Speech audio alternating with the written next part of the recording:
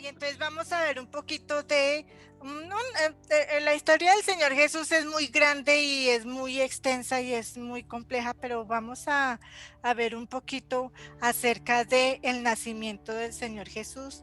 Nuestra base bíblica sería Lucas. Entonces vamos a los evangelios, al Evangelio de Lucas y capítulo 3.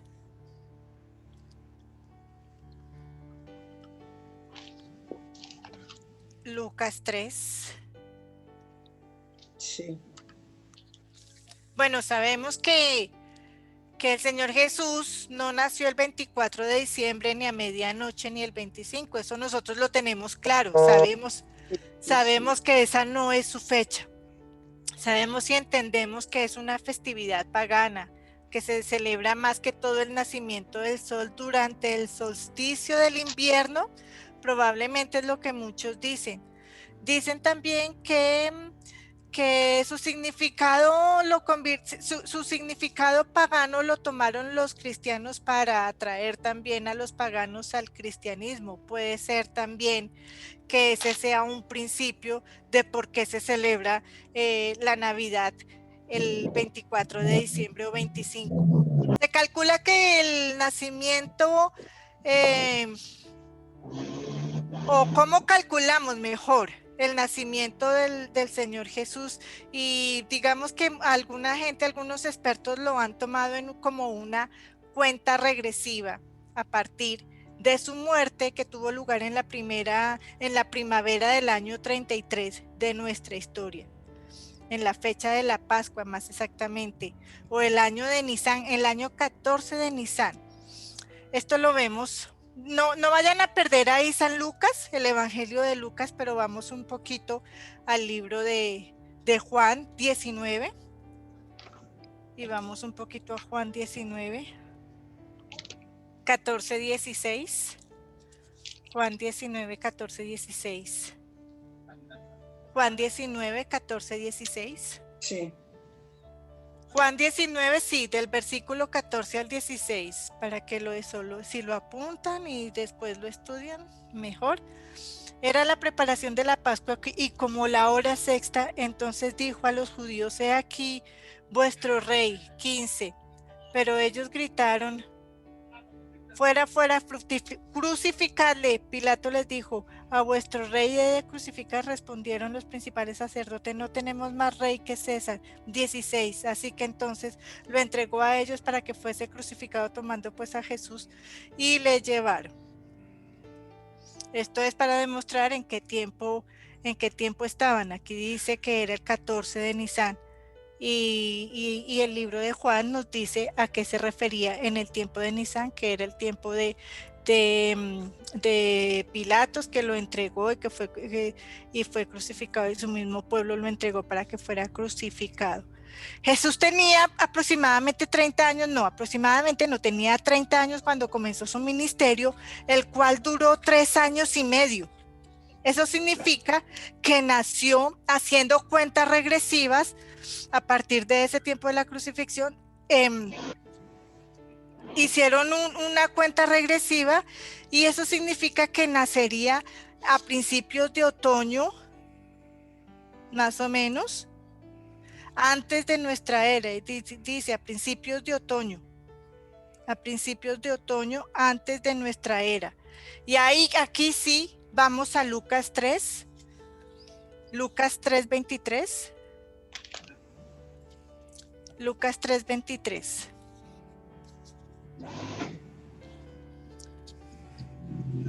¿Lo tienen? Sí. Amén. Lucas 3:23 nos habla de la genealogía de Jesús, y este punto es importante, y puede que ahorita no lo entiendan, pero más adelante sí. Y entonces habla de la genealogía de Jesús. Entonces dice 3:23, Jesús mismo al comenzar su ministerio era como de 30 años, hijo según se creía de José, hijo de Elí. Aquí nos vamos a pasar al versículo 32. Aquí habla de toda la genealogía del Señor Jesús, pero no lo vamos a leer todos, sino vamos a tomar los más importantes y los que aparentemente nosotros conocemos más. No los voy a nombrar todos, por eso vamos a saltarnos del 23 al 32, donde dice que el Señor Jesús tenía 30 años. Aquí nos pasamos al 32. Hijo de David, hijo de Isaí, hijo de Obed, hijo de Boz, hijo de Salmón, hijo de Naasón. Entonces claramente aquí nos vemos que Jesús desciende de David y David es hijo de Isaí. Ahora vamos, adelantémonos al 33. Hijo de Aminadab, hijo de Aram, hijo de Esrom, hijo de Fares, hijo de Judá. Aquí hablando de este Judá, el Judá que conocemos de los hijos de Israel. 34, y nos dice Judá, hijo de Jacob, hijo de Isaac, Isaac, hijo de Abraham, y Abraham, hijo de Taret, hijo de Nacor. Y aquí avanzamos al 36, donde nos dice que ellos vienen de la descendencia de Cainán, hijo de Arfaxad, hijo de Sem. Estamos hablando de este Sem que nosotros conocemos. Sem, hijo de Noé, y Noé, hijo de Lamec. Lamec, avanzamos al 37, hijo de Matusalén, y Matusalén, hijo de Enoc, hijo de Jared, hijo de Mahalalel, hijo de Cainán, y avanzamos al 38, hijo de Enos, hijo de Set, y Set, el hijo de Adán. Entonces aquí está clarísimo la descendencia del Señor Jesús, que son personajes muy importantes en nuestra Biblia y en el Antiguo Testamento, y su descendencia. Entonces, ¿por qué también tenemos, digamos, que una referencia del tiempo del Señor? Entonces, también nos dice otro punto, un punto 2, aquí vimos el primero, que era la descendencia del Señor, del Señor Jesús. Y entonces hay un punto 2 que dice que debido al censo que mandó César Augusto, todos tenían que inscribirse en su propia ciudad. Esto era un censo. Y José y María tuvieron que hacer un viaje, se dice, de una semana para hacer ese censo. ¿Dónde lo encontramos? Vámonos al libro de Lucas 2. Vámonos a Lucas 2. Ahí mismo, Lucas 2. Lucas 2, del 1 al 3. Aconteció que en aquellos días que se promulgó un edicto de parte de Augusto César, que todo el mundo fuese empadronado, este primer censo se hizo siendo Cirenio gobernador de Siria, dije hasta el 3, y versículo 3, se iban todos para ser empadronados, cada uno a su ciudad. Entonces esto es punto importante, porque ese, digamos, es una referencia para saber en qué año, en qué época más o menos nació el Señor Jesús, porque la Biblia no nos dice, la Biblia no revela ninguna fecha, ningún mes y ningún día en el nacimiento de nuestro Señor Jesús. Punto número 3. También se dicen que algo para saber, un punto de referencia para saber que el Señor Jesús no nació en diciembre, son los rebaños de las ovejas. Los pastores vivían en esa época en campo abierto, por así decirlo. Y luego en Lucas 2:8 se nos dice, ahí mismo Lucas 2:8 se nos dice que había pastores en la misma región que velaban y guardaban las vigilias de la noche sobre su rebaño. Sobre su rebaño. Sí, los rebaños se quedaban al aire libre, y entonces nos decían que estos pastores se quedaban con sus ovejas al aire libre justamente una semana antes de la Pascua. Entonces eso nos indica o da una señal de que eso sería como a finales de marzo. Y no volvían a salir los rebaños y sus pastores hasta mediados de noviembre. Entonces era muy poco probable que el nacimiento del Señor Jesús fuera en diciembre. ¿Por qué? Y luego seguimos aquí en el 2:9 que dice: aquí se les presentó un ángel del Señor y la gloria del Señor los rodeó del resplandor y tuvieron gran temor. Pero el ángel dijo: no temáis, porque he aquí os doy nuevas de gran gozo, que será para todo el pueblo, que os ha nacido hoy en la ciudad de David un Salvador, que es Cristo el Señor. ¿Sí? Dice hoy. No sabemos qué día, pero ciertamente era en los días, en la semana antes de la Pascua, se nos revela. Esto servirá de señal: hallaréis al niño envuelto en pañales, acostado en un pesebre. Y repentinamente apareció con el ángel una multitud de huestes celestiales que alababan a Dios y decían: gloria a Dios en las alturas y en la tierra paz, buena voluntad para con los hombres. Entonces, punto importante. Era poco probable entonces que debido a esto, porque los pastores, vuelvo y digo, estaban a campo abierto y cuando era invierno, entonces todos los pastores y sus rebaños se guardaban para pasar el invierno, para invernar, y solamente salían a mediados de noviembre. El Evangelio de Juan afirma varias veces, bueno, esto es un punto importante hasta aquí, nos aclara la Biblia que el Señor no pudo nacer en diciembre, tenía que ser antes de diciembre, tenía que ser más o menos, aquí se nos dice que para la primavera, otras partes dice que a comienzos del otoño, entonces bueno, pero todos menos en invierno. Entonces, ¿en dónde nació el Señor Jesús? ¿En qué parte? ¿En qué parte de Jerusalén o en qué parte de la tierra? Entonces el Evangelio de Juan afirma varias veces que Jesús era de Nazaret. Solo en Mateo y en Lucas, aquí es parte importante, solo en Mateo y en Lucas se dice que Jesús nació en Belén, pero en la vida adulta de Jesús, Mateo y Lucas, estoy hablando de estos dos, Mateo y Lucas, lo presentan como Jesús de Nazaret. En los otros dos evangelios hablan de Jesús de Nazaret. Mateo y Lucas dicen que Jesús nació en Belén, pero se refieren a ellos en su vida adulta como Jesús de Nazaret. Mateo, ¿qué dice Mateo? Jesús habría nacido en Belén porque sus padres vivían allí. ¿Y qué dice Lucas? Que Jesús había nacido en Belén porque su familia estaba de paso en dicha ciudad por motivos de censo. Entonces, digamos que en la Biblia se presenta como una diferencia entre Mateo y Lucas, porque uno dice que habría nacido, Mateo dice que habría nacido y Lucas dice que se fue allí porque sus padres habían pasado a dicha ciudad por motivos de un censo. Mateo dice que vivió allí casi 2 años. Esto lo encontramos en Mateo 2:16. Vamos a Mateo 2:16. Mateo 2:16.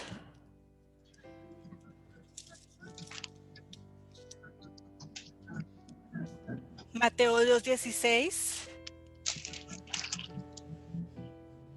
Amén. No, perdón, Mateo 2:6. Ay, no, sí, no, Mateo 2:16. Ay, perdón, aquí voy a señalar. Mateo 2:16. Y dice: Herodes entonces, cuando se vio burlados por los magos, se enojó mucho y mandó matar a todos los niños menores de 2 años que habían en Belén, y todos sus alrededores conforme al tiempo que había adquirido de los magos. ¿Sí?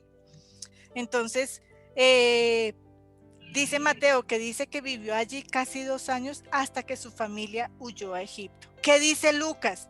Y Lucas dice que Jesús se fue a vivir a Nazaret cuando tenía 1 mes y medio. Eso nos dice Lucas. Entonces vayamos a Lucas para corroborar lo que nos dice Lucas 2:39. Lucas 2:39. Después de haber cumplido con todo lo prescrito en la ley del Señor, volvieron a Galilea, a su ciudad de Nazaret. Pareciera que hay como inconsistencia entre ellos dos, pareciera que lo que dice uno no es exactamente lo que dice el otro, pero realmente si nosotros nos damos cuenta es la percepción de cada uno, es lo que, digamos, lo que está relatando cada uno según su historia y según lo que el Espíritu les dio para decir. ¿Se entiende? Pero digamos, pero entonces vamos a decirlo así, la promesa del nacimiento, ya vimos al principio por qué la descendencia del Señor Jesús y, y, y lo que acabamos de ver ahorita hace un ratico en Lucas 3, la descendencia del Señor Jesús. ¿Por qué? Porque la promesa era para el rey David. ¿La promesa de quién? La promesa que Dios le hizo. A ver, lo voy a explicar despacio. El rey David tuvo una promesa por el profeta Natán a él, donde le dijo que él siempre iba a tener un descendiente, siempre iba a haber un descendiente en su reinado, siempre.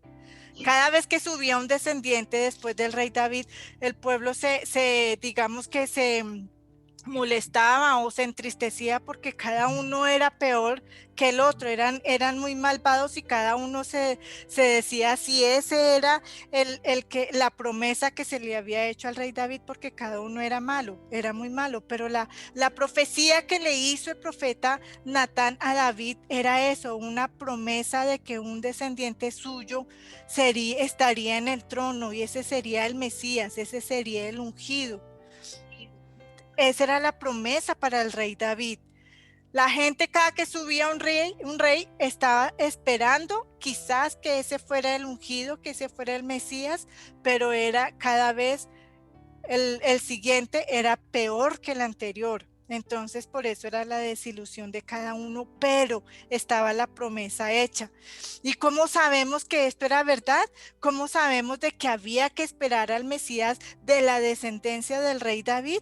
Porque había un profeta, uno Miqueas, que era casi que desconocido para todo el mundo. ¿Y qué decía este Miqueas? Vámonos ahí, vámonos hasta ver a Miqueas, al profeta Miqueas. Es uno muy pequeño. Miqueas. Lo van a encontrar como entre Habacuc por el lado de 5, perdón. Miqueas 5. Miqueas 5:2. ¿Cómo sabían ellos o cómo sabíamos nosotros o qué nos dice a nosotros que iba a descender, que iba a haber un descendiente del rey David, que iba a ser el Mesías, que iba a ser el ungido? Porque aquí dice Miqueas, pero tú, Belén Éfrata, pequeña para estar entre las familias de Judá, de ti me saldrá el que será Señor en Israel, y sus salidas son desde el principio, desde los días de la eternidad. ¿Sí? Amén. Aquí está Miqueas confirmando que de Belén saldría el ungido, de Belén iba a salir el que estaban esperando. Y esto mismo lo vamos a encontrar en Mateo 2:6. Mateo 2:6. Mateo 2:6. Para que lo anoten, Mateo 2:6. Ya. ¿Lo tienen? Sí. Y entonces, ¿quién me lo lee? Porque a mí se me perdió.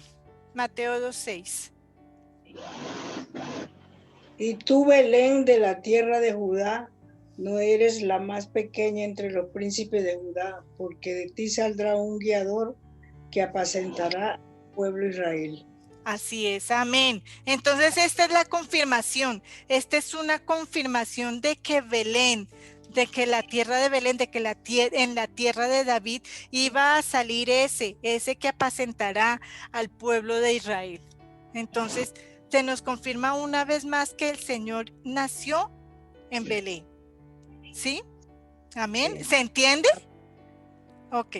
Entonces tenía que el Señor Jesús nacer en Belén porque era la promesa del rey David, porque así se le había prometido. Dios a través del profeta Natán le prometió que de sus descendientes iba a salir el ungido del Mesías, que siempre habría un descendiente de su trono. Por eso es que muchas veces cuando el Señor Jesús pasaba, había como el ciego aquel que le decía a David, Jesús, hijo de David, ten misericordia de mí, porque estaban esperando siempre que el ungido, que el Mesías era descendiente del rey David, y el pueblo lo estaba esperando al ungido descendiente del rey David. Por eso es que hemos visto aquí que efectivamente lo que los profetas habían dicho, la profecía está comprobada, está escrita, y de lo más pequeño, como dicen en otras partes, de lo más vil, descendió el Señor. No vino de los reyes, no vino de los grandes, vino del pueblo más pequeño, vino de lo más, como dice aquí en Mateo 2, entre las más pequeñas, entre los príncipes de Judá, esa es Belén, entre la más pequeña, lo más pequeño. Isaías 7:14 se nos dice: por tanto el Señor mismo os dará señal, he aquí que la Virgen concebirá y dará a luz un hijo y llamará su nombre Emmanuel. Isaías 9:6, porque un niño nos es nacido, nos es dado, y el principado sobre su hombro, y se llamará su nombre admirable, consejero, Dios fuerte, Padre eterno, príncipe de paz. Este me gusta mucho, Isaías 9:6, si lo quiere anotar mi mami ahí, si lo quieren buscar, Isaías 9:6, porque un niño nos es nacido, nos es dado, y el principado sobre su hombro, y se llamará su nombre admirable, consejero, Dios fuerte, Padre eterno, príncipe de paz. Ese es nuestro Señor Jesús.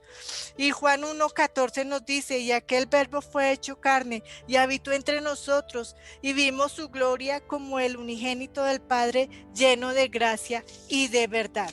Este es el Señor que nosotros estamos esperando, este es el ungido que nosotros estamos esperando, que vino para salvarnos, que vino para liberarnos, que vino para perdonarnos, y que estamos esperando nosotros su segunda venida, y que su segunda venida está muy cerca. Se nos dijo en Miqueas, un profeta muy pequeño, pero que él mismo está diciendo que de Belén viene aquel que nos ha de ayudar, nuestro ayudador. Es la promesa del rey David, de un profeta que se llama Natán. Los profetas dicen qué va a suceder, porque es lo que Dios dice a los profetas que digan, pero no dice con pelos y señales. El Señor dice: voy a enviar a mi ungido, voy a enviar al Mesías, pero no nos dijo qué fecha exactamente. Eso no nos lo tiene revelado, eso no es revelado a nosotros, y en la Biblia por ninguna parte nos es revelado. ¿Por qué? No lo sabemos, porque el Señor no quiso que nosotros supiéramos el día y la hora y la fecha exacta. No lo sabemos, porque simplemente tenemos que saber que el Señor vino, que el Señor nació, como se nos dice en Isaías 7:14, de aquí que la Virgen concebirá y dará a luz un hijo y se llamará su nombre Emmanuel. Eso es lo que, ese es lo que ese es el trabajo, por decirlo así, de los profetas, decir los acontecimientos, y eso era lo que el Señor dijo que iba a pasar a nosotros. Como el Señor también nos prometió que iba a venir una segunda vez, pero no nos dice cuándo, solamente que nosotros estamos seguros que el Señor va a venir o por segunda vez, que va a ser terrible, que va a ser temible, y que no va a ser bueno que nosotros esperemos su segunda venida. Sí, porque dice: ¿para qué desean su segunda venida si va a ser terrible y temible? Pero la estamos esperando, sí, nosotros esperamos con ansia su segunda venida, la segunda venida del Señor, y por eso nosotros celebramos su nacimiento, porque sabemos que no es la fecha. Ya se nos explicó que no es la fecha, que no es el 25, el 24 ni el 25, pero el nacimiento del Señor sí lo hubo, sí nació, sí vino, sí hizo todo lo que hizo por nosotros, y por eso nosotros sí lo celebramos sin ser su fecha, pero sí lo celebramos y nos alegramos mucho, y le agradecemos al Señor por la venida de nuestro Señor Jesucristo a nuestras vidas, porque si Él no hubiera venido, nuestro fin sería la muerte. pero por pura misericordia del Señor, por la venida del Señor Jesús, es que ahora nosotros tenemos vida, podemos nacer de nuevo, tenemos una segunda oportunidad, porque somos sanados de todas nuestras enfermedades, porque somos perdonados de todos nuestros pecados, porque podemos nacer de nuevo, nuevas criaturas, lavados con su sangre preciosa, y por eso celebramos nosotros la Navidad. En muchas religiones, otras religiones, obviamente, sabiendo una fecha pagana, pero no lo celebran. Entonces, ¿quién está ganando con la no celebración del nacimiento de Jesús? Satanás, porque él se alegra de que nosotros nos olvidemos que el Señor Jesús nació, porque él quiere que nosotros no celebremos la natividad, ni nosotros la vamos a celebrar. ¿Por qué motivo no saben, no nos dice, no nos revela la Biblia la fecha de su nacimiento? No lo sabemos, pero sí tenemos que agradecer al Señor por la venida de nuestro Señor Jesucristo, y nosotros sí celebramos la Navidad, sí celebramos la natividad del Señor Jesús, mas no las fiestas paganas que ello trae. Y entonces agradecemos con todo el corazón. Gracias, Señor Jesús, gracias, Señor, porque tú nos hablas, Señor, porque nosotros, a pesar y además que sabemos que no son tus fiestas, que no es el nacimiento de nuestro Señor Jesús, pero te agradecemos porque él sí vino, porque él sí nació, Señor, porque él creció así como creció en estatura, creció en sabiduría, como dice tu palabra, Señor, porque nos enseñó que desde niño será sujeto a sus padres en obediencia, Señor, pero más en obediencia hacia ti, Padre. Y nosotros somos como esos niños, Señor, porque a pesar de que tengamos la edad adulta, la edad madura, Señor, tú nos ves como esos niños todavía, Señor, que nos tienes que guiar, que nos tienes que dirigir, porque estamos llenos de inseguridad, Señor, de temor, Señor, de, de tristeza muchas veces, Padre, pero tú nos proteges, tú nos ayudas, Señor, tú alivianas nuestras cargas, Señor, porque ese fue el propósito de tu venida, Señor Jesús, alivianar nuestras cargas, Señor. Tú dices en tus palabras que nosotros echemos nuestras cargas sobre ti, que llevemos las tuyas que son ligeras, Señor. Y nosotros, Señor, de acuerdo a esa palabra, Señor, nos quedamos con tus cargas, Señor, que son ligeras, Señor, que son fáciles de llevar, que es fácil tu palabra, Señor, que es fácil tener fe y esperanza, Señor, que es fácil, Señor, creer en ti, Señor, si disponemos nuestros corazones, si disponemos nuestras mentes, si disponemos nuestro cuerpo, Señor, porque todo lo entregamos así, a ti, espíritu, alma y cuerpo, Señor, que te pertenece. Damos gracias, Dios eterno y sublime, porque tú enviaste a tu unigénito, Señor, a tu Hijo, Señor, a nuestro Señor Jesús. Tú, por pura misericordia, Señor, por misericordia a nosotros, tu Hijo, Señor, porque somos hechuras tuyas, pensamiento tuyo, nos pensaste y así nos hiciste, Señor. Gracias, Padre, gracias por llamarnos, Señor, gracias por tocar nuestros corazones, gracias por nuestras sanidades, gracias por la familia, gracias por la vida, gracias por este planeta, Señor. Tenemos que darte muchas gracias por vivir, Señor, porque en el mismo momento de la concepción, siendo pecadores nuestros padres, Señor, tú tienes oportunidad para nosotros, Dios de la gloria, porque no somos abortados, Señor, porque nacimos sanos, Señor, porque nacimos fuertes, Señor, porque nacimos